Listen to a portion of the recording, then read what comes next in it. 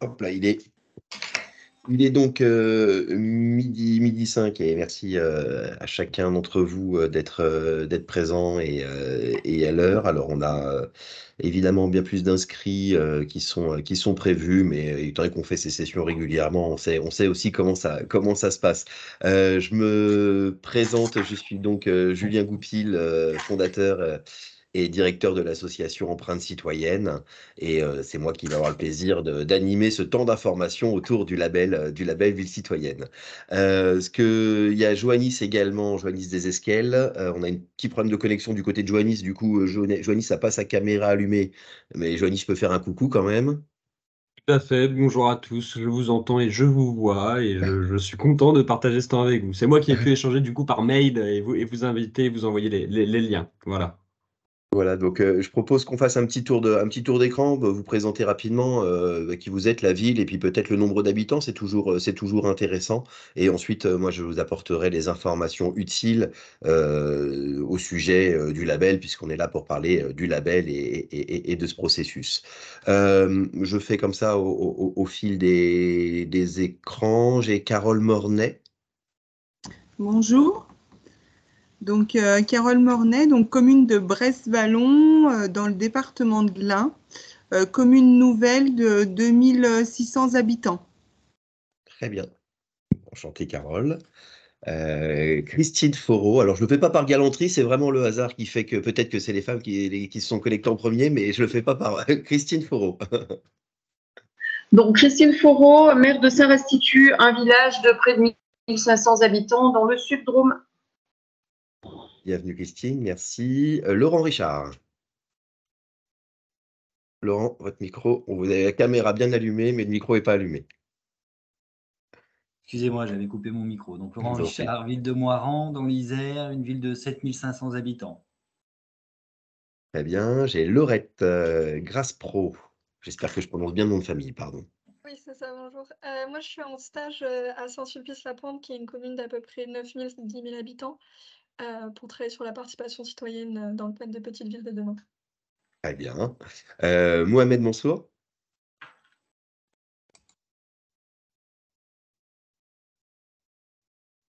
Mohamed, je ne sais pas si vous nous entendez. Alors, je vais donner la parole à Thierry Richardot. Maire d'une commune de Vendée, Saint-Christophe-du-Ligneron, 2600 habitants, et j'ai à côté de moi donc deux adjoints. Voilà, donc on a commencé à remplir le diagnostic. On a vu qu'on était un tout petit peu au-dessus de 50%. Donc voilà, on veut poursuivre le diagnostic et puis se lancer dans cette aventure citoyenne. Super. Eh ben, écoutez, on va essayer d'apporter en effet toutes les informations et surtout répondre à vos questions. J'ai un petit support que je vais partager. Oui. Je souligne rapidement que M. Mansour n'a pas de micro, il n'a pas de son, mais il nous dit bonjour. Donc, il est bien avec nous. C'est qu'il nous entend bien. Donc, Mohamed, bonjour, bonjour à vous. Pardon, j'utilise souvent le prénom, hein, c'est mon côté citoyen. Hein, vous savez, on on s'appelait citoyen Julien, citoyen Johannis. Donc, permettez-moi. Excusez-moi, c'est pas très important, mais normalement la caméra est ouverte. Je ne sais pas si vous me voyez. Bon. Non, on ne vous voit pas. Non. Bon, j'ai fait des efforts pour être vu, mais ça ne marche pas, c'est pas grave. Alors, en revanche, est-ce que vous voyez le support que je suis en train de diffuser? Oui. Ah, super. Donc, eh bien, on va rentrer directement dans la présentation. L'enjeu, c'est pas de vous prendre un temps certain, hein, c'est d'essayer de consigner ça sur un format de 20 minutes, une demi-heure grand maximum. Donc, je vais essayer de m'y employer, évidemment. De toute façon, l'objectif, c'est de pouvoir répondre à l'ensemble de vos questions et je vais essayer d'être le plus clair possible. Donc, on rentre dans le propos, un petit élément liminaire. Nous, l'association Empreinte Citoyenne, donc on œuvre depuis 2014 sur la culture de la citoyenneté pour développer la culture citoyenne avec deux convictions. Un, que la fabrique de la culture citoyenne. Quand je dis culture citoyenne, on pense engagement citoyen, on pense implication, on pense participation du citoyen, mais j'y reviendrai. On considère, que la ville est la fabrique du citoyen, c'est-à-dire que la conscience citoyenne, son implication, le sens de sa pratique citoyenne, c'est à l'échelle locale qu'elle se détermine. Chacun de ses engagements sont nés en règle générale à l'échelle de sa rue et de son quartier. Et ensuite, la citoyenneté comme un enjeu de société, c'est-à-dire quelque chose qui crée du lien, qui rappelle les communs, qui rappelle les droits et les devoirs aussi, qui responsabilise le citoyen et qui a vocation aussi à interpeller le citoyen sur son rôle, sur le rôle qu'il a à jouer dans la cité. Évidemment, on le verra après, cette interpellation, elle exige ou elle appelle à des prises en compte en termes de gouvernance et tout ça pour être légitime, j'ai presque envie de dire, dans cette interpellation citoyenne. Donc voilà un petit peu le point de départ de l'action de l'association. Et moi, j'aime bien aussi rappeler ce que c'est que la citoyenneté concrètement. Je n'ai pas la vocation à être exhaustif dans ce propos-là, mais je pense qu'il est bon de se dire qu'aujourd'hui, il y a souvent, j'ai envie de dire, une réduction ou une limitation de la citoyenneté au seul exercice de la participation. Et on voit bien là que une citoyenneté active, une citoyenneté engagée, elle permet de couvrir différents enjeux. Et après tout, la citoyenneté, ça ne se décrète pas non plus, ça ne s'impose pas, c'est-à-dire qu'à chacun sa citoyenneté, et c'est en citoyennant qu'on devient citoyen un petit peu. Donc l'idée, c'est de se dire, certains vont développer des actions de solidarité, d'autres vont se mettre en participation, d'autres vont être bénévoles dans des associations sportives, par exemple. D'autres vont appliquer leur citoyenneté tout simplement en étant civiques et civils, d'autres en faisant preuve de responsabilité, coopération, mobilisation, pouvoir d'agir, évidemment le vote, c'est quelque chose de recherché, la consommation responsable, bref. On voit ici qu'il y a plein de façons de faire vivre cette citoyenneté, et c'est tout l'enjeu de l'association aussi, que d'accompagner les territoires à observer ce prisme-là pour justement mieux accompagner dans le développement de cette culture citoyenne. Alors, tac, évidemment, tac, voilà. Juste là-dessus, évidemment, sur cette notion de citoyenneté en jeu de société, ces éléments liminaires, un petit peu de prise de hauteur, j'ai envie de dire, de manière très très rapide. Si vous avez des réactions ou des observations, vous pouvez les soumettre. On n'est pas obligatoirement d'accord, ou vous pouvez apporter des nuances. C'est tout l'intérêt. Vous avez le petit outil de la main qui se lève, si besoin. Je n'en vois pas qui se lève pour l'instant, donc je prolonge. Donc nous, l'association Empreinte Citoyenne, notre raison d'être, j'ai envie de dire, une fois que j'ai dressé ce tableau sur la citoyenneté, c'est tout simplement de soutenir les collectivités dans leur démarche citoyenne pour créer les conditions de l'éducation, de la participation et de l'engagement des citoyens. Alors donc nos domaines d'intervention, c'est évidemment la sensibilisation et l'éducation. On intervient auprès des collectivités en les outillant. Je vous dirai comment on fait, parce que notre objectif, c'est pas d'être un prestataire du territoire, mais vraiment un partenaire. On est là aussi pour inspirer et accompagner, en créant les conditions d'acculturation, j'ai envie de dire, mais aussi le partage et la valorisation avec notre réseau, puisqu'aujourd'hui, c'est plus de 640 communes qui sont en réseau autour de la dynamique de l'association. Mais je vais préciser tout ça. Depuis 2014, notre implantation dans les territoires, le soutien des collectivités nous permet de développer plusieurs initiatives nationales. Vous avez certainement entendu parler de la première édition de la Journée nationale de la citoyenneté qui s'est déroulée cette année le 13 mai. Donc nous sommes co-initiateurs de cette journée-là avec l'Observatoire de l'action sociale. Et l'enjeu, c'est de permettre de faire vivre la citoyenneté dans les territoires tous les 13 mai. Et donc la musique a sa fête, la citoyenneté désormais aura aussi sa célébration dans les territoires et compter sur nous et surtout sur le collectif, parce que tout seul, on n'arrive à rien, pour faire de cette journée un vrai rendez-vous national à l'horizon, j'ai envie de dire, 2026. On déploie un centre de ressources et on va devenir officiellement centre de ressources auprès des collectivités territoriales à partir du mois de septembre. Et donc, chaque commune adhérente à l'association pourra nous solliciter en disant « Tiens, c'est quoi vos ressources pour mettre en place, par exemple, une cérémonie de citoyenneté pour les jeunes majeurs ? Tiens, j'ai une cérémonie de naturalisation et je veux rappeler la citoyenneté. Qu'est-ce qu'on peut faire ? Tiens, je veux mettre en place une assemblée citoyenne ou un conseil de quartier. Qu'est-ce que je peux faire ?» Enfin, voilà. L'idée, c'est de pouvoir aussi couvrir l'ensemble de ces champs de citoyenneté et vous outiller et vous faire valoir aussi des retours d'expérience. Sur ces sujets de citoyenneté, la réponse ne nous appartient pas. Nous, on a vocation à être animateurs d'une dynamique, évidemment, nos interventions et nos expériences nous permettent d'avoir une forme d'expertise, mais sans jamais avoir la prétention de dire qu'on sait faire à la place d'eux. On a initié aussi une médaille de la citoyenneté. On est très heureux de vous annoncer là que cette médaille de la citoyenneté va être intégrée au protocole national, là, et donc ça permettra aux maires de distinguer les citoyens qui s'engagent à l'échelle de la commune. Nous, encore une fois, notre boulot, c'est d'être des artisans et d'accompagner les maires. Mais en revanche, comme vous le voyez, on a besoin quand même d'une considération nationale aussi, hein, parce que pas le tout de dire que la fabrique de la citoyenneté, ce sont les villes. On a besoin quand même de voir qu'il y a une considération et un soutien. Et là, du coup, le ministère de la Citoyenneté a validé en effet le centre de ressources et cette médaille de la citoyenneté. Autre initiative qu'on porte, je ne serai pas exhaustif, mais une consultation sur les jeunes notamment, qui est une initiative très intéressante qu'on a menée cette année. Et en fin de compte, c'est la même consultation qu'on porte dans les territoires. Si vous la portez à l'échelle de votre commune, vous aurez les résultats de la ville, mais aussi les résultats de votre département et les résultats au niveau national. Ça permet une mise en perspective extrêmement intéressante. Des dispositifs aussi autour de la jeunesse avec les compagnons de la citoyenneté, vraiment un parcours initiatique, j'ai envie de dire, de citoyenneté, et qui permet aux jeunes de devenir des compagnons de la citoyenneté et de les installer pour qu'ils puissent être eux-mêmes transmetteurs de ces valeurs, hein. L'idée, c'est encore une fois de favoriser aussi cette transmission autour de la citoyenneté.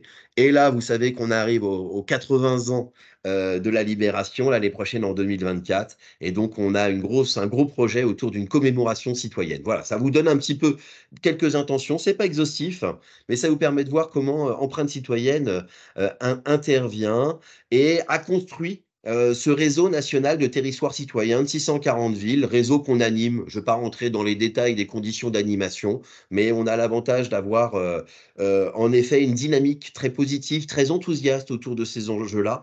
Et bon, ils ne sont pas aujourd'hui présents, hein, les membres du réseau, puisque là, vous découvrez l'association et le label. Mais voilà, on est très heureux de la dynamique qui est mise en place. Voilà, avant de rentrer, et là je vais rentrer directement dans le vif du sujet parce que là vous êtes pour la démarche et là pour le label, mais il me paraissait important quand même de vous rappeler un petit peu la raison d'être de l'association, son essence. Peut-être avez-vous des questions pour que je sois un peu plus complet ou des observations? Pas encore. Très bien, Joanie, s'il y a des sollicitations dans le chat, tu me le dis. Bien sûr. Pour l'instant, pas encore. Très bien. Bon, c'est peut-être que j'ai été clair alors, et convaincant aussi, on ne sait pas, mais bon, c'est pas mon objectif hein, de vous convaincre. Mon objectif, c'est juste qu'on réussisse à partager surtout les mêmes valeurs et les mêmes intentions. Alors, on rentre directement dans le vif du sujet de la ville citoyenne, parce que il s'agit quand même de... Pardon, je regarde juste un élément, oui, voilà. Il s'agit quand même de rappeler que il y a deux façons d'appréhender la ville citoyenne.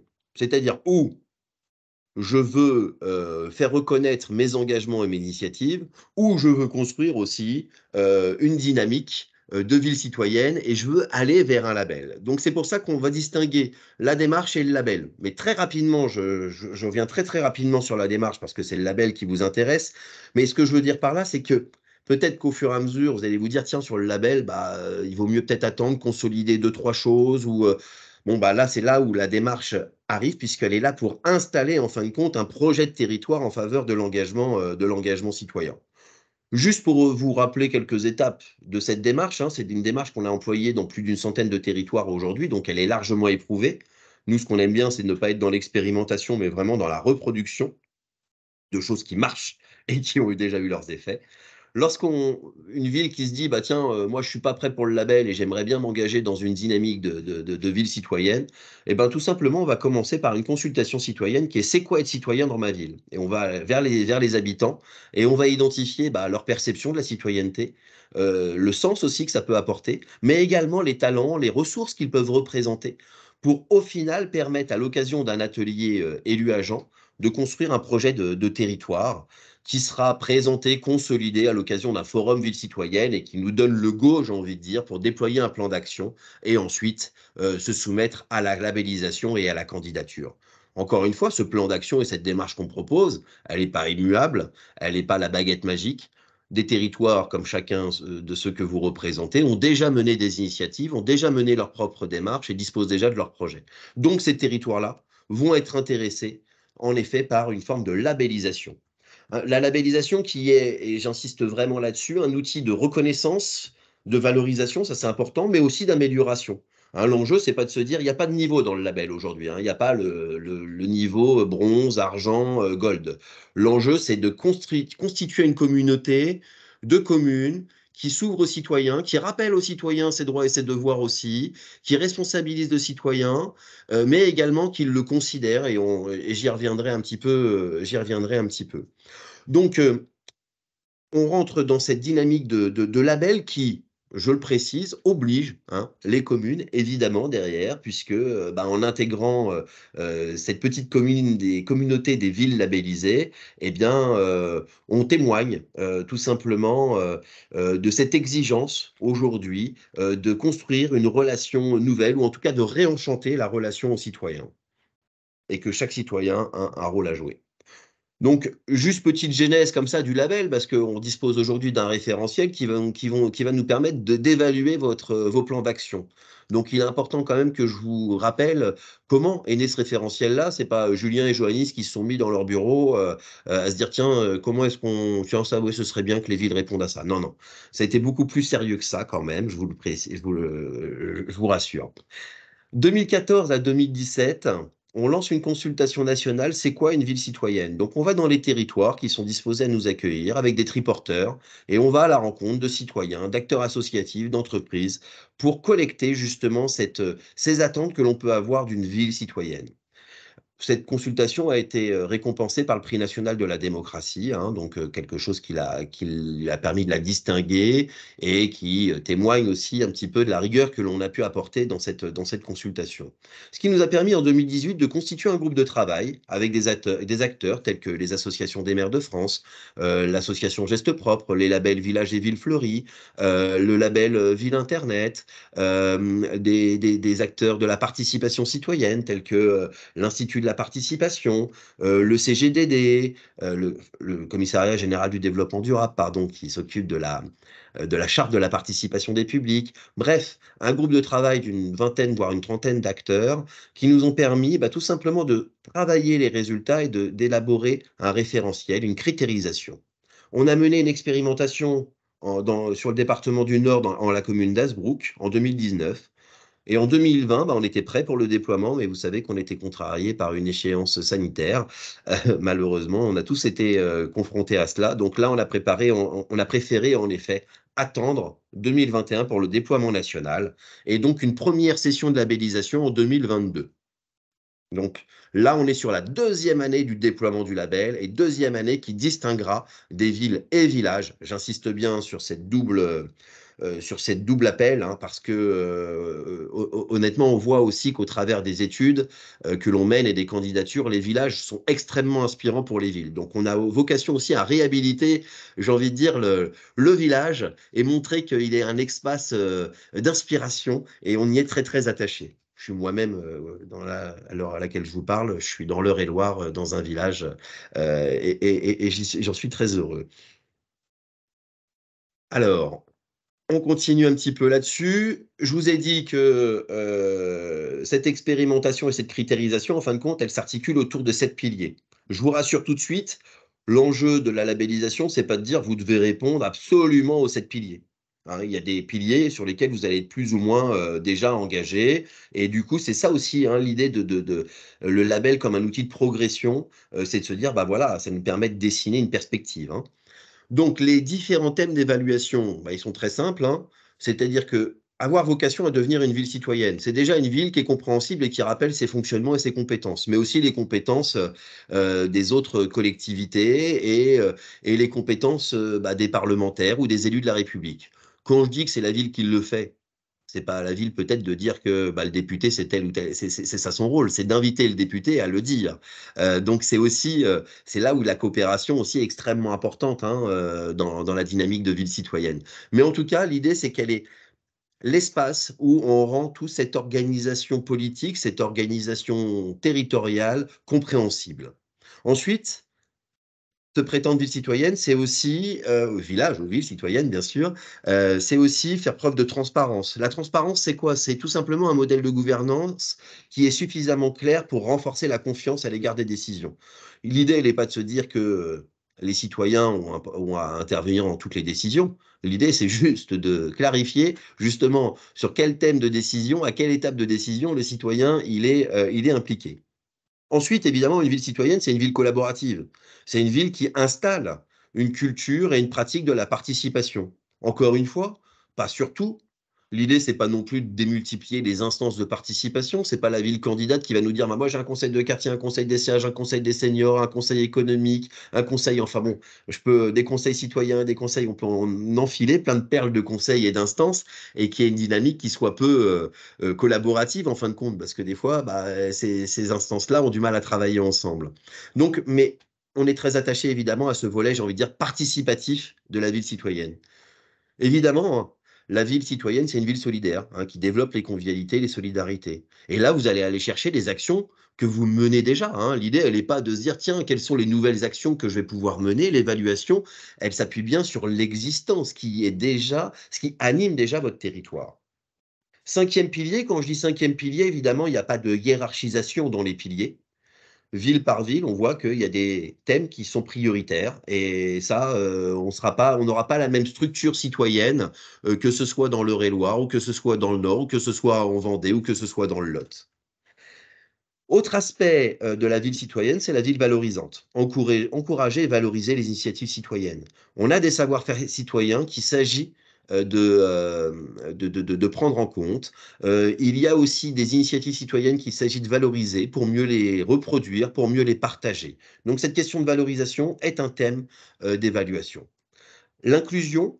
Alors derrière l'inclusion, vous pouvez même imaginer la notion d'éducation. L'idée, c'est de permettre de rendre accessible la notion de citoyenneté à tout à chacun, avec un principe un petit peu d'éducation globale, éducation populaire et éducation scolaire en faveur de cette notion de citoyenneté et rappeler à tout à chacun que l'on peut avoir un rôle à jouer et qu'on a la capacité de devenir acteur. Et ensuite, septième pilier, la ville engagée pour relever les défis. Alors ça peut être un engagement sur le thème du climat, ça peut être un engagement sur le thème de l'alimentation, ça peut être des engagements. Enfin, l'idée, c'est de se dire que au sein de la ville, on sait relever les défis collectifs. Voilà un peu pour ce qui est des 7 thèmes d'évaluation. Peut-être là-dessus, vous avez des questions avant que je vienne comment se passe l'évaluation et la candidature. Peut-être que sur ces thèmes-là ou sur ces premiers aspects, vous avez des questions.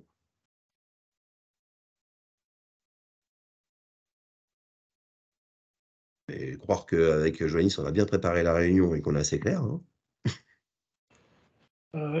Oui, je vais parler. On est sollicité en tant que maire pour nommer des référents laïcité. Oui. En tout cas en Vendée, je ne sais pas si c'est déployé à l'échelle nationale. Alors, laïcité, citoyenneté, évidemment, la frontière est ténue. Comment s'implique l'association ou est-ce qu'elle a travaillé en amont sur cette idée de référent laïcité qui pourrait être déployé soit à l'échelle d'une commune ou d'une interco? C'est en cours de réflexion. Quel est votre avis? Alors, sur ces référents laïcité, nous, si vous voulez, aujourd'hui, au niveau nous, on sait qu'évidemment, il y a eu cet appel national, et c'est les préfectures, et donc chaque préfet, après, se saisit, j'ai envie de dire, il y a une lettre là qui a été diffusée, je crois que ça a été diffusé mai ouais, c'était début mai, il me semble, et qui, en effet, invite l'ensemble des préfectures à solliciter la mise en place dans les collectivités de référents laïcité. Et vous avez raison, moi, je préfère la notion de référent de citoyenneté, puisque la laïcité, vous voyez, on est dans le lutter contre les communautarismes, j'ai envie de dire, et nous, on préfère œuvrer pour une citoyenneté inclusive et fédératrice. Mais ça, c'est un sujet. En revanche, une fois que vous les aurez identifiés sur le territoire, évidemment, c'est un élément qui sera valorisé, puisque là, on participe à l'éducation à la citoyenneté, on est complètement dans cette dimension et dans ce pilier inclusif. Donc, bon, après, vous savez comme c'est, nous, on a une action, j'ai envie de dire, de lobby citoyen au niveau ministériel. Après, nous, on n'est pas politiciens, mais on fait de la politique, puisque la citoyenneté, c'est de la politique. Mais en revanche, on n'est pas toujours entendu avec l'angle qui est le nôtre. Donc ça a été la missive, c'est de se dire, qui est ces référents-là. Aujourd'hui, bah, qu'il y en ait, on ne va pas s'en chagriner non plus. Maintenant, bon, encore une fois, hein, c'est toujours le côté un peu descendant des choses et c'est encore aux collectivités d'y répondre et on ne vous apporte pas de moyens. Moi, c'est ça qui me chagrine plus. Donc voilà, une fois que, mais on pourra débattre là-dessus, je digresse un peu, mais en tout cas, dans la réponse très claire par rapport au label, si je dois être très labello-label, c'est que, en effet, la mise en place de cela peut intégrer l'évaluation. Hop là, alors attendez, un petit problème. Voilà, c'est bon.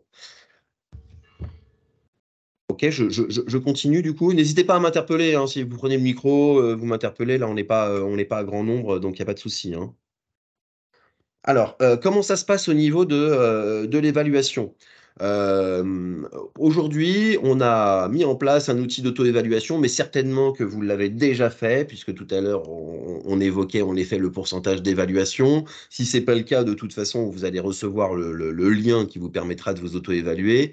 J'ai envie de dire, l'auto-évaluation, elle n'est pas indispensable, mais elle est recommandée parce qu'elle vous permet de voir un petit peu, tout simplement, là où on va. Je vous ai présenté les 7 piliers. Derrière chaque pilier, il y a 3 objectifs, hein. Donc, c'est-à-dire qu'en fin de compte, nous, il y a 21 points d'évaluation. C'est ça l'idée. Et donc, ça vous permet de les découvrir autour de l'auto-éval. Et ensuite, vous allez pouvoir, suite à l'auto-évaluation, vous dire, en effet, je vais candidater. La seule condition, je le précise d'ores et déjà, la seule condition financière liée à la labellisation, c'est l'adhésion à l'association. L'adhésion à l'association, elle va de 200 à 1000 euros en fonction de la taille du territoire.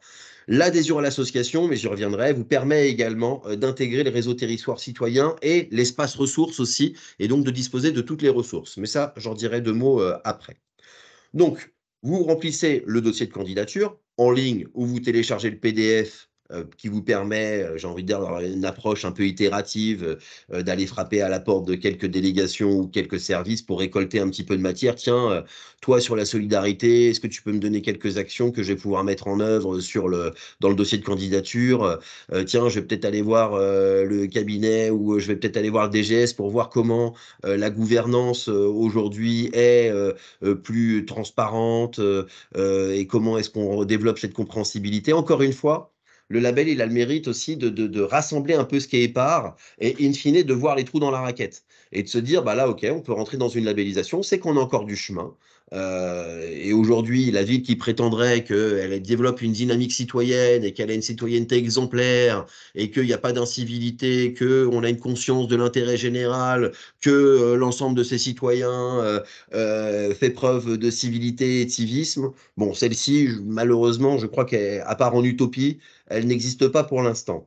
Donc l'idée, c'est évidemment, face à cette ville citoyenne, de rester relativement humble, et c'est tout le bonheur que j'ai de constater que les villes labellisées aujourd'hui ont bien cet état d'esprit. Donc, ensuite, nous, on va analyser la recevabilité de vos candidatures. Si on trouve que les candidatures, elles sont... Ça, c'est Johannis qui va faire cette première lecture qui n'est pas une évaluation.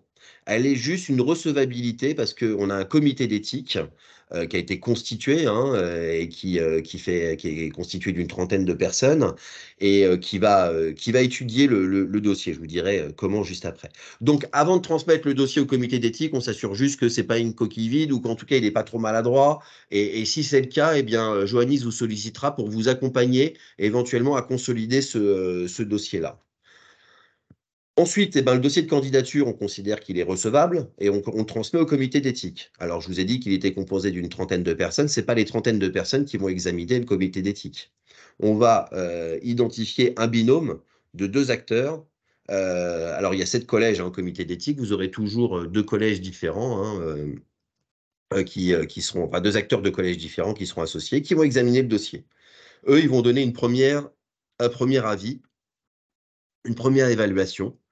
Suite à cette évaluation, chacun dans son coin, parce que c'est un binôme, donc chacun dans son coin fait son évaluation. Et ensuite, s'affirment des tendances, des questionnements.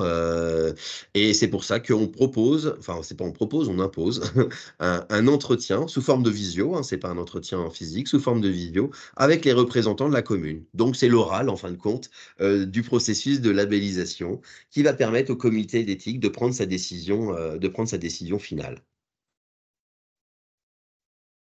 Voilà, un petit peu pour ce qui est du comité d'éthique. Alors aujourd'hui, un petit élément quand même d'information. On est déjà à plus de 521 communes auto-évaluées. Hein, on était à peine 150 l'année dernière. On voit bien cette dynamique hein, aujourd'hui. Il y a des enjeux de citoyenneté. Enfin voilà, on va pas faire le détail. On pourrait faire des débats là-dessus. Mais donc on est déjà à plus de 521 communes d'auto-évaluation. Donc, ces communes vont certainement candidater, comme vous, et ces candidatures sont ouvertes de mars à octobre.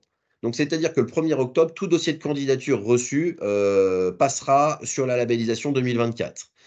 L'objectif, c'est qu'une fois qu'on obtient votre dossier, il y a une instruction de 3 mois. Donc, vous aurez noté que si vous posez votre dossier au 1er octobre, et ben, tout simplement, ça nous permet de vous donner votre avis de labellisation au 31 décembre. 2023 ou plus tard. Et du coup, à l'occasion des vœux, bah, on pourra annoncer la bonne nouvelle aux habitants et c'est un peu l'idée. Ou non pas la mauvaise, mais en tout cas, l'idée, c'est que si vous n'êtes pas labellisé, vous recevez un cahier de prescription qui vous permet bah, justement de trouver les points d'amélioration qui permettent cette labellisation. Donc la candidature est donc de 3 mois et pour information, c'est en janvier qu'on fera la cérémonie de remise auprès des villes labellisées. Donc tous les mois de janvier, on aura une manifestation qui réunira les villes labellisées des années précédentes et les villes et qui distinguera les villes labellisées de l'année. Tac. Voilà. Est-ce que déjà sur ce fonctionnement-là, vous avez d'autres questions avant qu'on aille voir un petit peu les valorisations, ce que permet le label, et où est-ce qu'il y a des villes labellisées un petit peu? Oui, bon, c'est très clair. Juste, du coup, j'ai Oui, alors. procédé à l'auto-évaluation. Du coup, la mécanique s'enclenche après le remplissage du questionnaire. C'est vous qui prenez la main pour l'envoi des dossiers. Alors Il y a un non, justement, message si vous avez fait l'auto-évaluation, Oui. là, juste après la vision, on va vous envoyer le dossier. D'accord. Mais non, ça s'enclenche pas automatiquement. C'est-à-dire que c'est vraiment deux choses qui se distinguent. Oui. L'auto-évaluation, c'est on prend la température, grosso modo. Après, on se dit on y va, on n'y va pas. Et là, vous vous dites on y va. Et bien, donc là, on va vous envoyer le dossier de candidature. Le mieux, c'est quand même de le remplir, la version PDF elle est interactive, elle est dynamique, ou même la version Word, et qui vous permet de la faire circuler un petit peu entre les différents acteurs. Et donc là, c'est vous qui faites la candidature et vous nous l'envoyez une fois que le dossier est complet. Si pendant le processus, vous avez des questionnements, des hésitations, en disant tiens, cette action-là, ou tiens, j'aimerais bien présenter cette action, mais je ne sais pas comment le faire, et bien Johanny, c'est là pour ça, et pour vous accompagner et répondre à toutes vos questions sur le sujet. Très bien, merci. Hein, compris. N'hésitez pas, d'autres questions sur le processus, comment ça se passe. Après, encore une fois, vous avez la possibilité aussi de joindre des dossiers, hein, ça c'est important aussi, des fois de soutenir, j'ai envie de dire, vos propos, mais il y aura de toute façon le temps de l'audition qui nous permettra éventuellement de préciser vos intentions, vos actions. Donc là, on a le petit paysage des villes labellisées en 2022. Alors 2022, 157 dossiers de candidature, 26 villes labellisées. Je vous rassure quand même, l'objectif, c'est pas, parce que là, il n'y avait pas de soutien et d'appui. C'est pour ça aussi que Johannis, aujourd'hui, accompagne les villes qui sont candidates à mieux préciser le dossier, parce qu'on avait pas mal de dossiers qui étaient complètement vides aussi sur les 157, il faut savoir le reconnaître. Et du coup, bah, il n'est pas question pour nous, j'ai envie de dire, de mettre presque la ville en défaut et le label en défaut. Mais la ville en défaut, parce que prétendre qu'on est ville citoyenne, et aujourd'hui, on sait très bien la vigilance citoyenne qu'il peut y avoir autour de toutes ces intentions-là, nous, ce qui nous importe, c'est qu'on puisse vous donner la possibilité de construire le récit et de construire l'histoire autour de la ville citoyenne, et pas des histoires autour de la ville citoyenne. Évitons l'anglicisme et le citizen washing, vous savez, le blanchiment, enfin le lavage à la lessive citoyenne des politiques publiques. Donc là, vous voyez bien que notre plus petite commune aujourd'hui labellisée, elle est de 180 habitants et la plus grande pour l'instant 65 000, puisqu'on a, on ne fait pas de labellisation au-dessus des villes de 80 000 habitants pour l'instant volontairement, parce qu'on ne veut pas que ce soit le label des métropoles. Le label des grandes communes et tout ça, c'est pas la dynamique. On l'ouvrira, hein, évidemment, mais dans un premier temps, on est sur un label voilà, on veut que l'ensemble des tailles de communes puissent s'y retrouver. Et donc, c'était important pour nous. C'était complètement arbitraire et stratégique et on l'assume pleinement. Et évidemment, alors si, je vous ai dit 80 000, par contre, c'est 90 000, puisqu'il y en a Fort-de-France, en Martinique, qui est de 90 000 habitants et qui a été labellisé. Cette labellisation, évidemment, elle permet ensuite une valorisation, on l'a évoqué. Certes, ça permet déjà d'avoir une grille de lecture. On a un mi-mandat, ne l'oublions pas. Ces enjeux de citoyenneté seront primordiaux à l'occasion et des élections, mais aussi de la campagne et de la constitution de la liste municipale et tout cela. Donc, je me permets d'être assez stratégique politiquement là-dessus, mais je rappelle aussi le calendrier. Mais après, ça permet aussi de faire profiter du rayonnement de la ville. Donc bah, là, c'est à Sarlat, me semble-t-il, que l'on a ce panneau de ville citoyenne. Les villes labellisées disposent ensuite de cette affiche là que vous avez en bas à gauche qui est installée dans le hall de la mairie et le petit diplôme pour aller quand même dans le bureau de madame ou monsieur le maire, hein.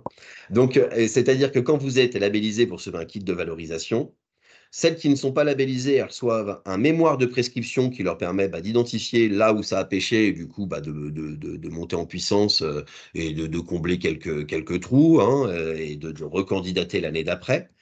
Je vous rassure aussi que là, chaque année, vous n'allez pas être réexaminé, vous n'allez pas redéposer un dossier de candidature. C'est un exercice que vous faites une fois et ensuite, pendant 3 ans, on vous laisse tranquille. Sauf si vous souhaitez, vous, faire valoir ou mettre en avant des actions nouvelles que vous avez menées sur le territoire et que vous souhaiteriez faire reconnaître, j'ai envie de dire, par le label. Donc, si vous êtes labellisé en 2023, c'est en 2026, en revanche, qu'on fera une prochaine évaluation par le comité d'éthique. En revanche, il est clair que, parce que c'est partie de notre modèle économique, et je tiens à le préciser, que la ville doit être à jour de sa cotisation, donc qui va de 200 à 800 ou 1000, je ne sais plus, euros, comme évoqué. Voilà pour ça. Voilà, bon, là, on a typiquement, bon, il y a un article dans Ouest France sur la commune de Plessé. Vous voyez, on a le sourire quand on fait la remise des médailles, enfin, pas des médailles, mais de la labellisation. C'est un joli moment. Donc voilà un petit peu la présentation et la structure que je voulais vous faire, enfin, pour essayer de vous éclairer. Maintenant, on est à votre service pour compléter l'information.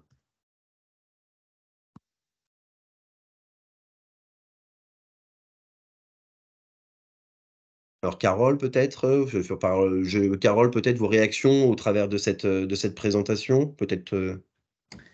Alors, moi, je découvre, hein, parce qu'à l'initiative, c'est Madame le maire donc, qui s'était inscrite. Elle a eu un empêchement aujourd'hui, donc elle n'a pas pu participer à la visio. Donc, je suis plus là pour observatrice, sachant qu'après, la commune de Brest-Vallon était une commune qui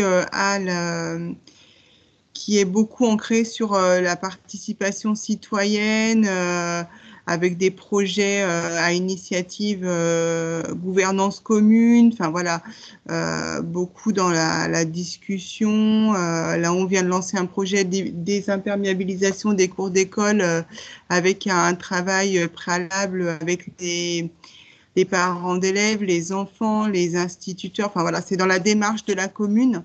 Donc je pense que c'est pour ça que Madame le maire voulait participer à cette visio. Mais voilà, j'ai pas plus d'infos à vous donner puisque je suis vraiment, j'ai participé à la visio pour faire un relais avec Madame le maire. Très bien, il n'y a pas Voilà. de souci, Carole. Merci déjà de cette sincérité. Vous savez, des fois, on ne nous dit pas que ça clairement, mais c'est très bien, puisque après, sachez que en fonction du processus, vous avez bien compris la mécanique, et de toute façon, on est à votre dispo s'il y a besoin d'éléments complémentaires. Peut-être Christine? Oui, bah écoutez, pour moi, c'était parfaitement clair. Donc, je vais procéder à l'auto-évaluation parce que ça m'intéresse. Et puis, on verra si on peut candidater ou pas. Mais je le souhaiterais, personnellement, je le souhaiterais. Donc, je compte sur votre envoi pour pouvoir s'auto-évaluer. Merci en Soyez-en tout cas sûrs. pour cette présentation. Merci, Christine. Merci. Laurette?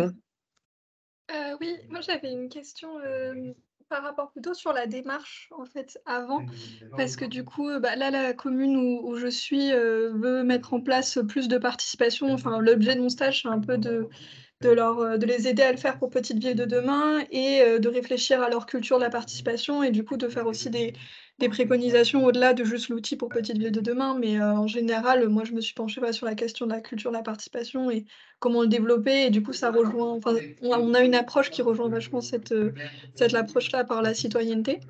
Et du coup, on se disait peut-être partir des critères du label pour un peu les viser, pour pouvoir qu'ils candidatent après cette démarche-là. Et sinon, bah, du coup, je m'intéressais à un peu plus la nature concrète de la démarche d'accompagnement que vous disiez, par exemple, enfin la consultation citoyenne, etc.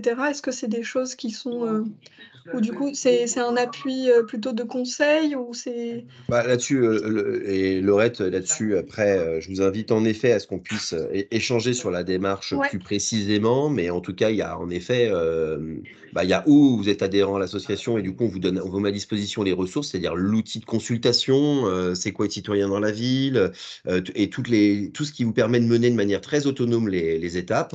Sinon, on a un deuxième niveau de soutien qui est un tutorat d'un élu qui a déjà mis en place la démarche et qui vous accompagne justement pour faire partager son expérience. Ou le troisième, c'est complètement la mise en œuvre, le déploiement de la démarche à vos côtés, ou à certaines étapes de la démarche, ou sur toutes les étapes. Donc, vous voyez, c'est vraiment à la carte, on a différentes formules. L'autonomie complète, nous, c'est ce qu'on recherche, hein, que les territoires soient autonomes, qu'ils n'aient pas besoin d'avoir une prestation. Mais s'il y a besoin, parce qu'aujourd'hui, on n'a pas toutes les équipes toujours constituées et tout ça, eh bien, on est présent. Donc, Laurette, on échangera à ce sujet. Parfait. Et je pense qu'en effet, c'est pile poil le bon moment. Ouais, merci. Laurent, je vois qu'il y a une main qui est levée. Laurent. Il y a Thierry aussi. Ouais. Et il y a Thierry aussi qui a levé la main, tout à fait. Oui. Laurent, je vous écoute. Oui. Joanny, tu peux couper le micro, s'il te plaît? Ah, c'est Joanny. D'accord. Merci, pas de souci. Pardon. Écoutez, nous,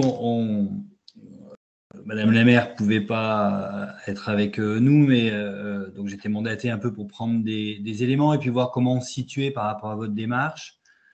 Parce que vu notre taille de ville, on est intéressé aussi par la question d'être un peu en réseau, parce que c'est des démarches quand même qui demandent du volontarisme, qui mettent du temps à être comprises par les habitants. Et parfois aussi les élus, bien sûr, et parfois les élus, les agents. Voilà. Bon, il y a eu un travail élu-agent depuis ce début de mandat, c'est une nouvelle équipe. Enfin, mais c'est vrai qu'il faut convaincre. Il y a l'opposition en face qui est un gros critère d'évaluation. C'est ce qu'on engage. Donc, du coup, on a une feuille de route qui s'appelle Faire ensemble Moiran. Ouais. Où on lance, on va dire, à différents étages de la fusée chaque année. L'année dernière, nos visites de quartier, des sondages, des ateliers citoyens.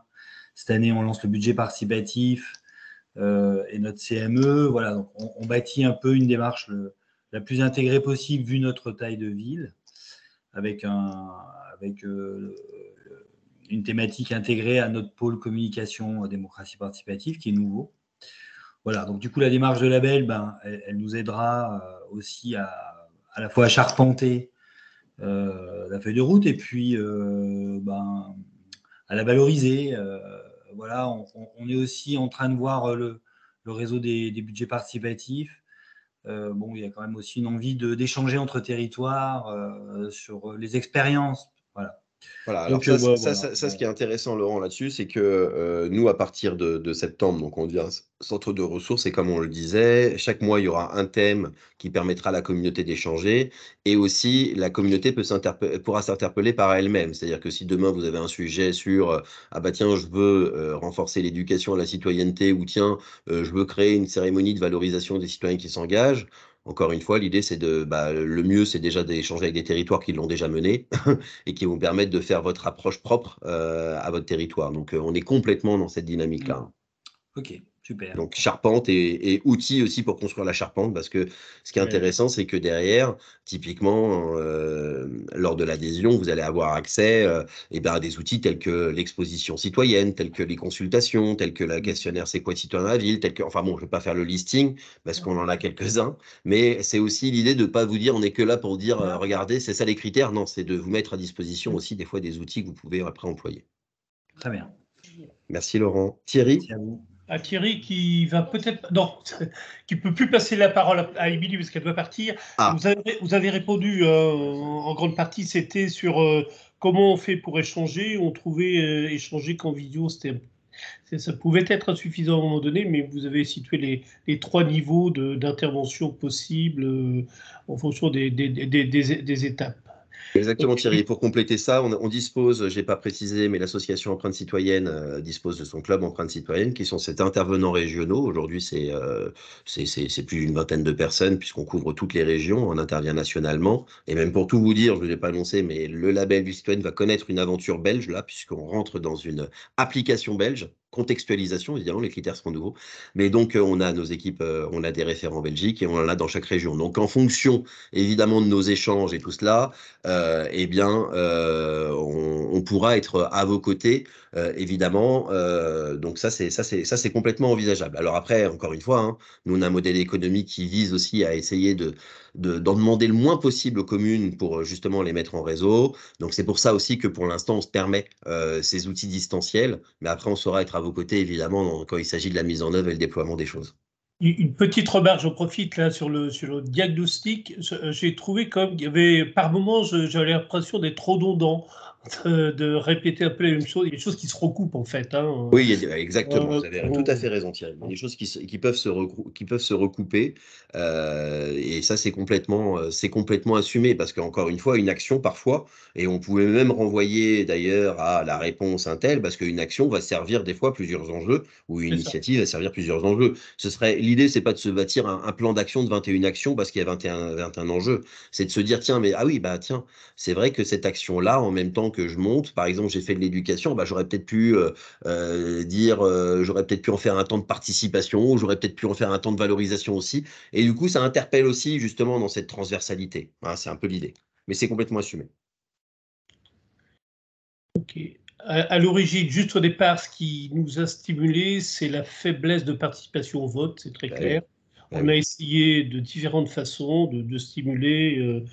On n'a pas obligé encore les gens à venir voter, hein, bien sûr, mais c'est un vrai problème. Et bon, moi j'avais répondu au questionnaire qui avait été lancé par le, je ne sais plus si c'est l'AMF ou l'Assemblée nationale. Non, je crois que c'était au niveau de l'Assemblée nationale. Il y a un rapport qui est sorti, qui est très intéressant, très épais, mais bon, il n'y a pas eu d'actions qui ont été mises en œuvre. Et quelles actions fallait-il mettre en œuvre? Peut-être que justement, on peut être force de proposition aussi.